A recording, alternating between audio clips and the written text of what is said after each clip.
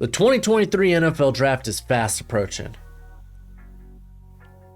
Yeah, not really, but the college football season is almost here, and I want you guys to have a watch list of players who might be relevant when it comes to the 2023 NFL Draft. And we're going to be starting with my top 10 receivers. Pretty soon we'll have the Patreon back up, and that way you will have a draft guide to everyone I've looked at, and it constantly is just updated throughout the year. And Patreon will come with some other perks. That's the word I'm looking for. Perks. But what's crack-a-lackin'? It's your boy Broshmo, just in case you did not know so. And we're going to be talking the 2023 NFL Draft. When it comes to these receivers, I'm going to give you 10. Let's go ahead, get into it. I have gone over almost 30 guys. Again, big summer deep dive. But let's get into number 10. We got Dante Demas Jr. out of Maryland. Nice, big, hefty sized receiver at 6'3", 217. Demas, he was a 3-star recruit from the 2018 class, and he got his first start his freshman season in the final game of the year, and he's been a starter ever since. He would have been a day 2 pick in the 2022 NFL Draft if he had not had a season-ending right knee injury. Let's go ahead and get into some of the good things about him, because the guy, outside of size, got great straight line speed, especially for a man his size. He's a very smooth athlete with solid double moves, and he does a good job of deceiving defenders with his head movement. He tracks the ball pretty well in air. He had 2 catches of 60+ yards through 4 games. Again, only played 4 games last year because of the right knee injury. He has a sturdy frame and has been very hard to take down. 7 forced missed tackles on 28 receptions last year.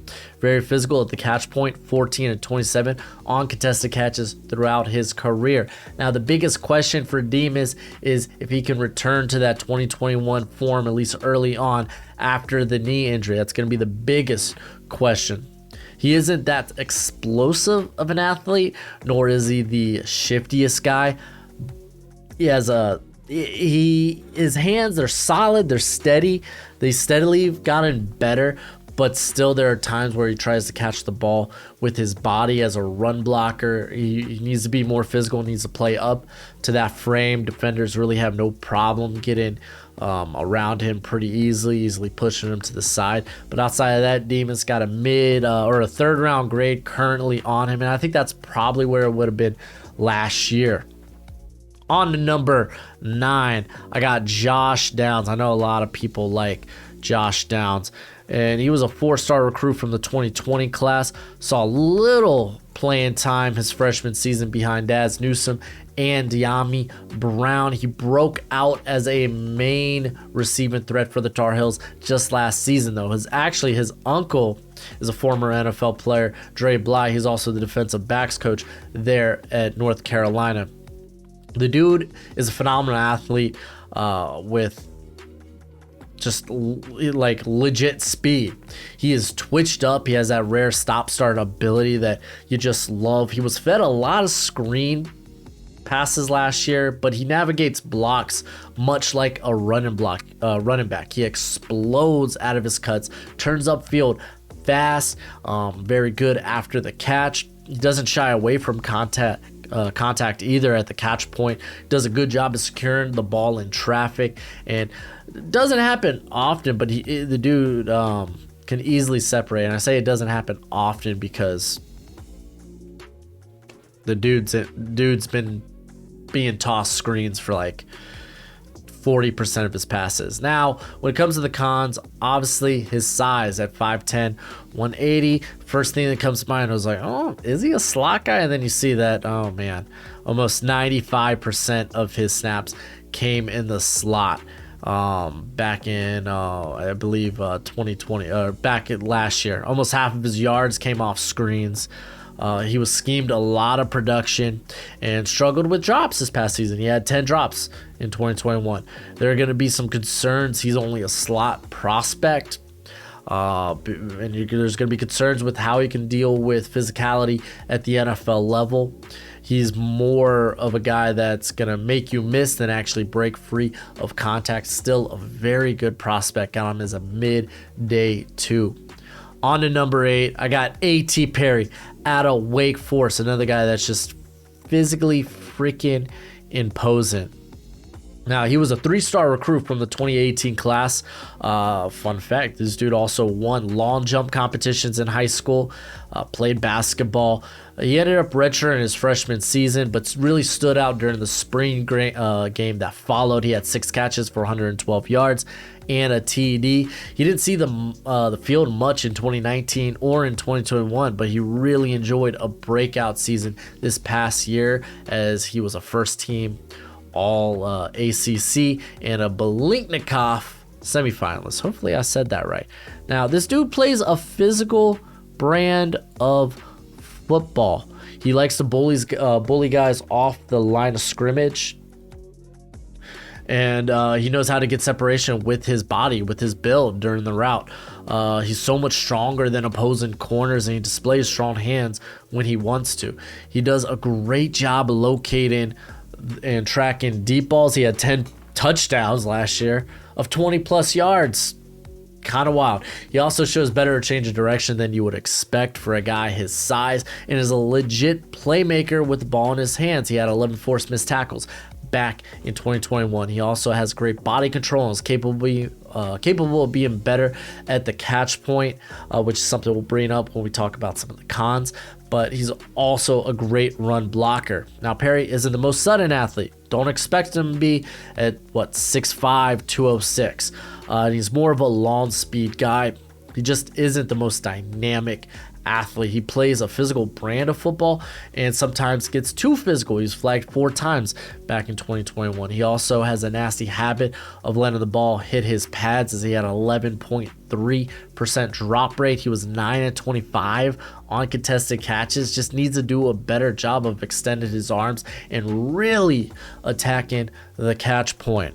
By the way, become a bro and subscribe. Leave this video a thumbs up if you enjoy the content. As always, let me know what you think in the comment section below. Let's have that nice, beautiful football discourse. And the popular thing now to do on YouTube, if you really support the channel, is to share the video. So go ahead and do that. Let's go ahead, get back to the nitty gritty. On to number 7, and if you follow me on Twitter, you saw me tweet about him. Marvin Mims, man. He was a 4-star recruit from the 2020 class. In his freshman season, he saw significant playing time. Made second team All Big 12 that year, freshman All-American team as well. In 2021, he played in all 13 games for the Sooners. And obviously, there was a little turmoil at the quarterback position. But after Lincoln Riley decided to leave, he decided to stay. Not a lot of Oklahoma players were like, you know what, I guess we'll stay. It is what it is. You saw a lot of guys transferring, but he was like, you know what, no, I'm here. I'm here for Norman. Let's go ahead. Let's do this. Mims, he just isn't a slot guy. He isn't just that. If you think, oh, he's just a slot guy at his size, the dude's been putting on weight, by the way. Dude's been putting on mass. He's up to 184 right now. But he's not just a slot guy. Back in his freshman season, I think it was 66% of his snaps came on the outside. He bursts off the line very well. He uses his hands well to fight off press. Has this nice little dip in motion to get under guys right off the line. He has some highlight catches on film as well.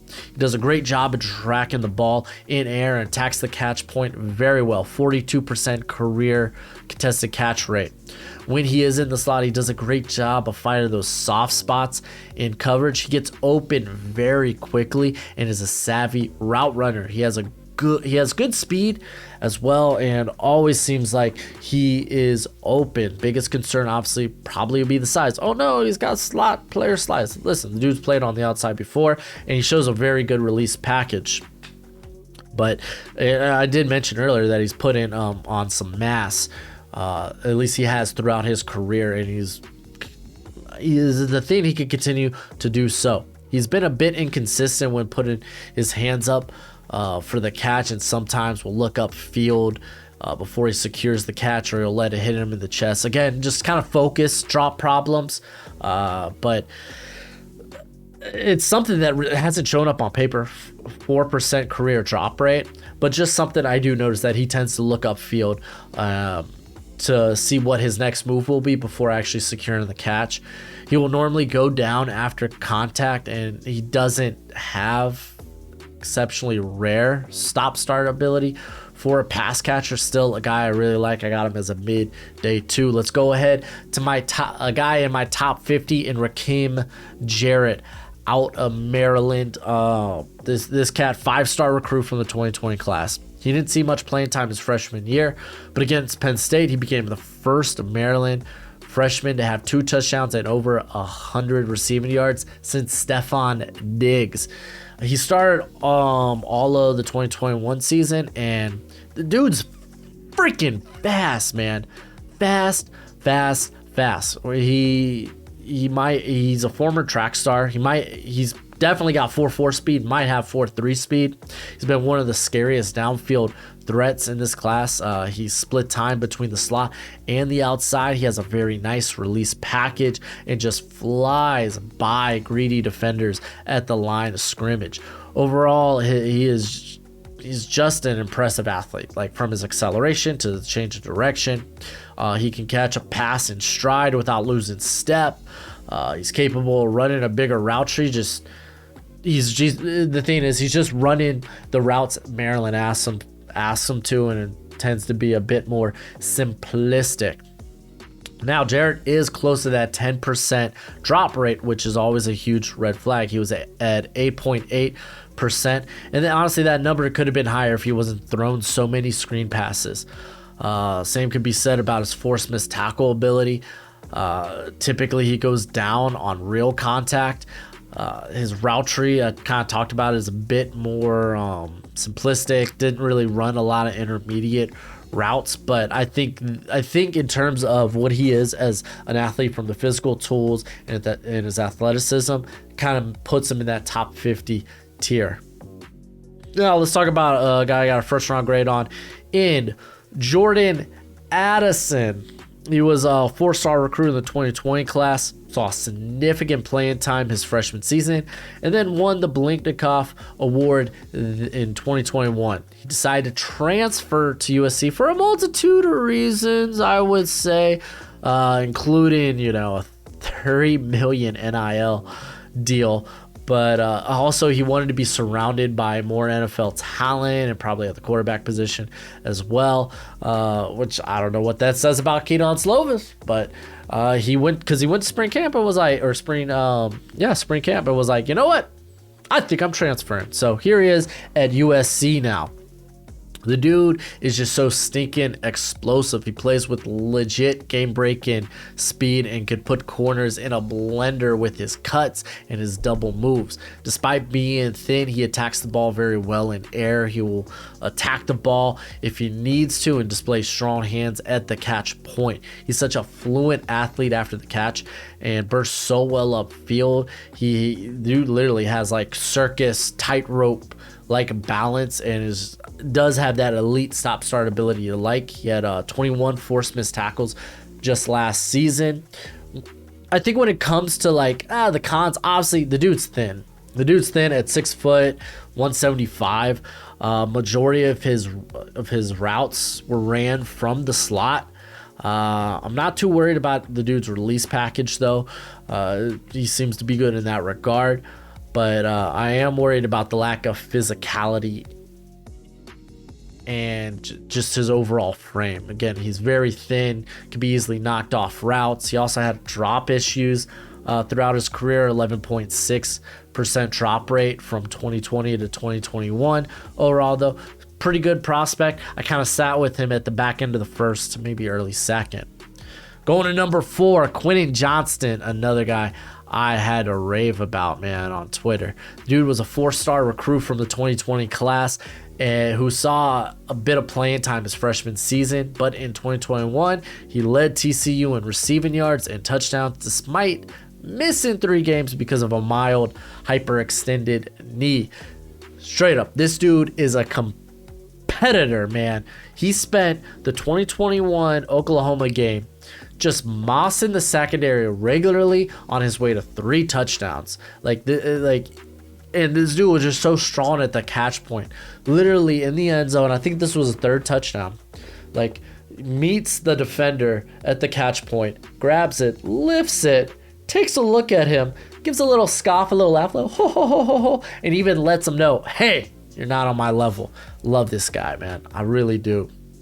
He has ideal size and length for an outside receiver. He shows off very strong hands at the catch point, and I kind of like detailed that with that final Oklahoma catch. Tracks the ball well in air, adjusts his body well for any type of catch. He has good speed for his size. He can tear the top off of defenses at any given moment. I love the physicality, and he's just plain hard to bring down. Like, dude's just so hard to bring down after the catch. He had 10 forced missed tackles on 33 receptions in 2021. See, and I love this dude's attitude. Like, his 2021 tape is just him flexing on corners and then literally letting them know he gets in the head of the secondary, dude. And I love that about him. Now, when it comes to some of the bad things, I think he's a bit too high off the line of scrimmage when it comes to him being a taller receiver at 6'4". He is a bit... comes out a bit high, and sometimes he gets muscled at the line. Guys will just kind of get under him in that boxing match at the line of scrimmage. Doesn't have to happen often, but I just want to say it did happen. There's nothing sudden about him as an athlete. He wins with his body, with long speed, but down to down separation could be a concern. Like, this guy's prototypical X. Great hands. Like, I love this cat a lot. Love him a lot. Got a top 20 grade on him. On to number 3, and this is probably going to be a number 1 for a lot of guys. Jackson Smith-Njigba out of Iowa State. Ohio State. JSN was a 4-star recruit out of the 2020 class. Didn't see much playing time his freshman year, but he blew up in 2021, especially down the stretch, where in his final 5 games, he had 60 receptions for almost 1,000 yards and 6 touchdowns. The dude is a shifty and smooth athlete. He really is. Half his yards came after the catch. He had 19 forced missed tackles in 2021. He's almost like a running back with the ball in his hands. He tracks the ball well in air and over his shoulder. He shows very good focus and strong hands. He was just under a 6% drop rate last season. He uses his hands very well during the route, and he controls his body well on the ground or in the air. He's a very crisp route runner and will be one of the best blocking receivers in this class. The biggest knock you'll see on JSN is probably his speed overall. Like I say, he's like a smooth athlete, but he's not necessarily the fastest athlete. And also, he took 88% of his snaps from the slot. So there are going to be concerns like, oh, how can this guy release from, can he go play on the outside, and can he get off the line of scrimmage? What does his release package look like? There'll be questions of his, like, is he a guy that can win one-on-one? Because he didn't see a lot of true one-on-one matchups. But like, this is the thing, man. I don't know, man. Maybe people will look at Cooper Kupp's success, right? Because you look at his combine stats, and it's like his numbers, and you're like, okay, that's kind of underwhelming. But he comes in and he mainly plays the slot through and through. But we've seen the last few years, like, how valuable that can be. So maybe the NFL starts moving into this direction where it's like, okay, we want a very good slot player. We don't really care about guys that maybe they can play outside and in the slot. Let's just get the best slot player. And that's kind of what JSN is. Like, you know what, the concerns about him as an outside receiver might not even be relevant. It's just we haven't really seen it.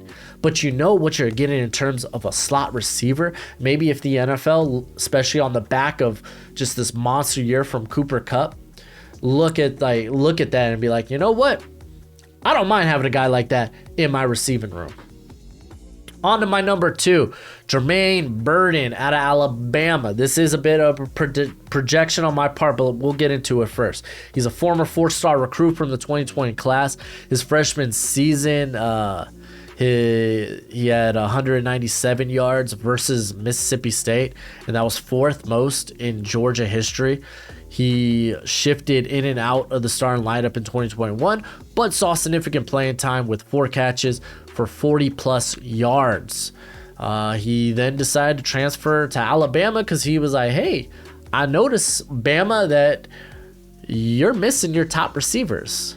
Let me get in on that. And I like that. I really think that's a great move for him. Let's talk about him. The dude has legit speed. He was literally the deep threat there at Georgia.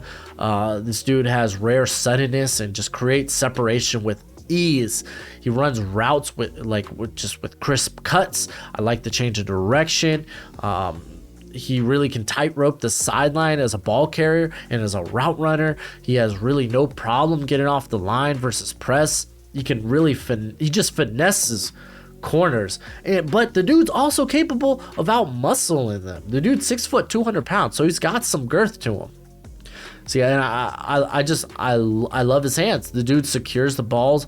The guy, he secures the football with his hands, catches it in stride while on the move. It's just, he does it in very fluently, one fluent movement. He's shown he could catch it in tight quarters as well and through contact.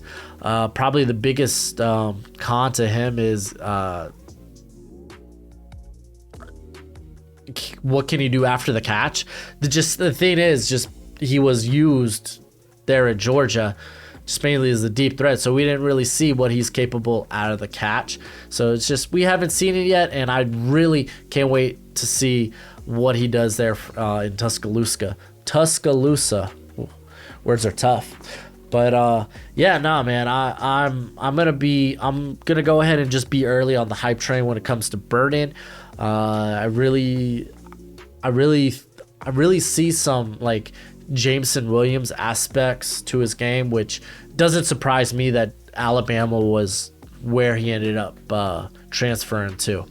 Now on to number 1. You probably got it by now. I love this guy, Kayshon Boutte. What can I say? I'm a Boutte guy. But dude's a former 5-star recruit from the 2020 class. Saw significant action his freshman season. As a sophomore in 2021, he had 9 TDs through 6 games before having a season-ending right ankle injury.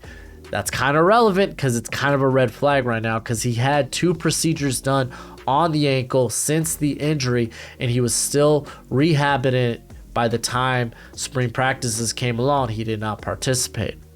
So we're going to have to see him this year. Honestly, questions about the ankle, they'll fade away. We'll hear more about it when it comes to the combine and the medical checks, but that is something to monitor. The dude has great awareness on the field, where he's aware where everyone's at, both offensive and defensively. The dude, he can run defenders into their teammates. Yeah, I've seen him run defenders into referees. Like, it's mad, man. He made a tiptoe. He constantly makes these tiptoe catches at the back of the end zone and along the along the sideline. He's like a running back with the ball in his hands, making defenders miss. 12 forced missed tackles on 37 receptions last year. He does a great job on his release and wins with a combination of speed and quicks. He's a legit separator and got the best of guys like Roger McCreary and Martin Emerson this last season. He also has experience in the slot and on the outside. I'm a sucker for Kayshon Boutte. I said the biggest thing will be the ankle, and also something we can monitor this season is does he retain a lot of that explosiveness?